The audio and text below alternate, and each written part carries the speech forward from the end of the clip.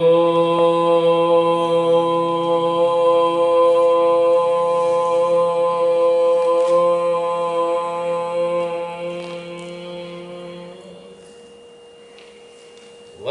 Sambhum Mapatim Suragurum Vande Jagatkaranam Vande Pannagabhushanam Sashidharam Vande Pasunam Patim Vande Surya Shashanka Vanninayanam Vande Mukunda Priyam Vande Bhaktajana Asrayam Chavaradam Vande Bhaktajana Asrayam Chavaradam Vande Shivam Shankaram. Friends, yoga is fulfillment of life. Yoga is the lasting fulfillment of life. Yoga is the unparalleled fulfillment of life. The goal of life is yoga. What is this fulfillment? Purnatvam. Young boys and young girls feel that it is a great achievement to fall in love with a girl or a boy. And then they feel, if at all I get success in marrying that girl, my life is full. The boy feels his life is full if he marries that girl. And the girl feels her life is purnatva to be attained if she marries that boy. But unfortunately, honeymoon is only for 15 days. Honey slowly drips away, gets dried. The full moon gradually becomes smaller and becomes Amavasya. And the young boy who is like Manmadha before marriage becomes a Rakshasa after the 15th day. And the young girl who is like a Rambha before marriage becomes a Surpanaka by the 15th day. It is not fulfillment of life. Fulfillment means Purnatvam, lasting Purnatvam. Some people think if I become a millionaire, it is fulfillment of my life. Some people believe that if they become the chief minister or prime minister or president or governor, it is fulfillment of life. But after the 60th year, 70th year, you are no more a vice chancellor, you are no more a chancellor, you are no more a president. You have to fall sick, you have to fall and die. It's not Purnatva. Purnatva is permanent. It is continuous. It is lasting.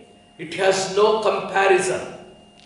Now, worldly Purnatva is not really Purnatva, it is not fulfillment. To become a millionaire is not fulfillment. To become the husband of the most beautiful girl is not Purnatva, it is not fulfillment.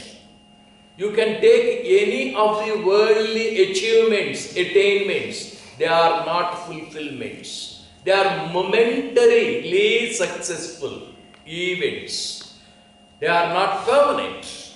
And therefore, Sri Krishna in the Bhagavad Gita asks Arjuna, whatever may be your path of life, whatever may be your worldly goal of life, the undercurrent of everything is to attain that fulfillment, and that is Tasmat Yogi Bhava Arjuna. Sri Ramakrishna Paramahamsa says, first get number 1.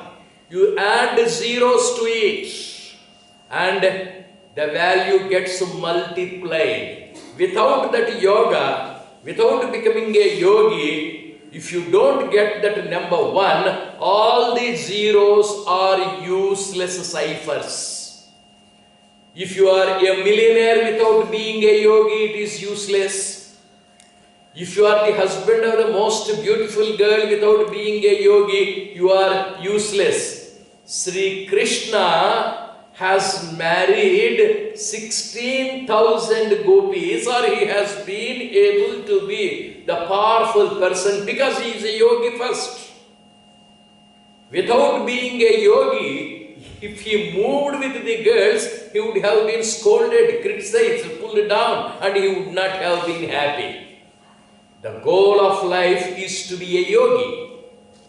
And the fulfillment of life is to be a yogi. And this attainment of yogahood is at 3 stages. Sri Krishna is already a yogi. Arjuna has come to the battlefield, and a non-yogi has come to the yogi. Arjuna is not a yogi at the commencement of the Yuddha. Arjuna is not a yogi before he entered the battlefield. We are not yogis before we start to practice yoga. Yoga is different, individual is different. And this is duality, Dvaita. I am different, the girl is different. The employer is different, the employee is different. The job is different, the job seeker is different. There are 2 already.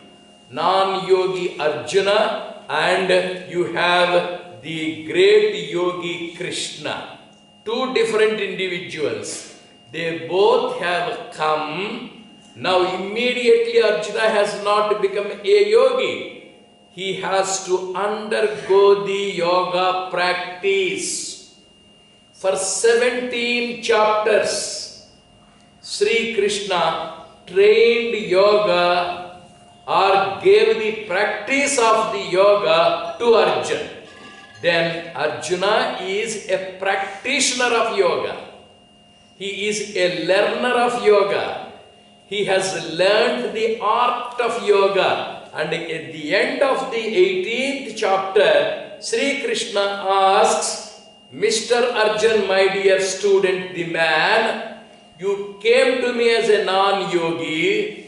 I taught you yoga. You have practiced the yoga. You have learned. What is your present position? Whatever you want to do, you can do. Yadhechasi tadha kuru. Do whatever you feel like doing. If you want to fight, well, fight. If you want to run away from the battlefield, yes, you are free to get out. It is up to you to decide. Full freedom is given to you. And Arjuna declares, the man who did not want to fight in the beginning, the man who wanted to run away from the battlefield in the beginning, the man who did not want to face the enemies in the beginning, at the end of the yoga practice, accepted and said, Krishna, nasto mohaha smrutir labdhaha sthitosmi gata sandeha karishye vachanam tava. My moha is dispelled. My ignorance is removed. My false understanding of the life has been shattered. I am able to know the truth. I am able to understand what yoga is. And finally, I have decided to be merged with the yogic way of life. I am a yogi. And that is, whoever comes to yoga becomes a yogi. There are 2 in the beginning, Dvaita. Arjuna, the individual, and yogi, Lord Krishna. Slowly, they have become partners in the process of progress towards the fulfillment of life. And this is Visishta Advaita. They are not separate completely. They have not merged with the complete yogic way of life. They are practicing mostly Arjuna. He has been practicing and finally he has become a yogi. Tasmat yogi bhava Arjuna. These 3, duality, qualified non-duality and non-duality, are the stages in life. The first stage is to be different from the goal of life. The second stage is to strive for the fulfillment. The third stage is to be one with the goal. The river is born in the Himalayas, and that birthplace is far, far, far away from the sea. And slowly it moves, runs, and at a particular place, backwaters and the onward waters, there is the process of merging with the sea, and it is neither salty, for sometimes it is salty, for sometimes it is river water. It is the place of mixture, and finally the river merges with the sea. It loses its name. It loses its individuality. It becomes one with the sea, and that is Advaita. Everybody starts with duality, progresses with the qualified non-duality Visishta Advaita, and merges with that Advaita are becoming the sea. Tasmad yogi bhava Arjuna. We come to Prashanti completely not knowing anything about the yoga practices. We become partners here, practitioners here, learners here, and as we progress, we merge with the yoga way of life and we become yogis. To make the matters simple still, Sri Ramakrishna says there is a man. That man has started his journey. When he started his journey, his wife gave him a food packet. The food packet was kept on the head of the man. The man is different, the food packet is different. Two individuals, two entities, duality, Dvaita, Do. And the man was walking. At a particular place about 12 o'clock in the noon, he felt hungry. He moved from the road, went to the roadside. There was a green wood tree. Under the shade of that green wood tree, he sat, brought down that food packet, opened it, ate it. Now, the food packet is not separate. The food packet entered the stomach. The man is not different. Food packet is not different. The food has entered the body. It is a part of the body. It is a part of the stomach. This is neither two nor one. Visishta, qualified, Advaita, non-duality. And again he started his journey. If he vomited, the food would come out, though it is not separate. It is a part in the stomach. But after 2 or 3 hours of walking, the food got digested, it got merged with the body, it became the blood.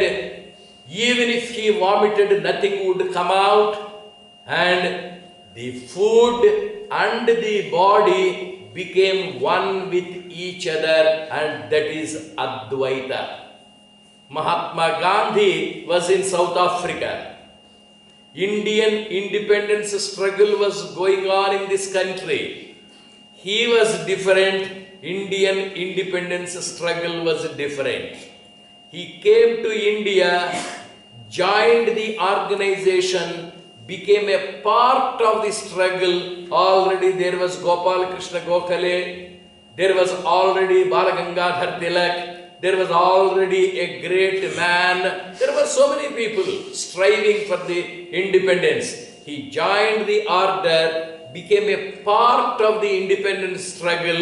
He moved so closely with that, and finally Gandhiji's story is the story of independence struggle. Gandhiji is not separate. Indian independence struggle is not separate. They have become one with each other.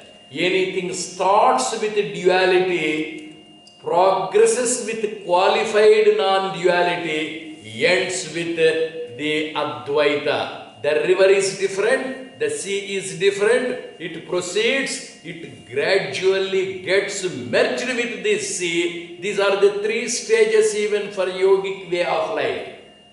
Arjuna was different and the yoga was different. Therefore, Krishna exhorted Arjuna, Tasmat yogi bhava Arjuna. Similarly, in our day-to-day life, the boy has come from Andhra Pradesh, the girl has come from Uttar Pradesh, they both have no commonness in the university. They both joined the college or the university. The boy looked at the girl looked at the boy. The two different, separate individuals from different sources have come to the commonplace university. They look at each other. And they unfortunately or fortunately fall in love. And then slowly she writes a letter, he writes a letter, she takes her photograph, he takes her photograph. They both go and meet near the Swati rock.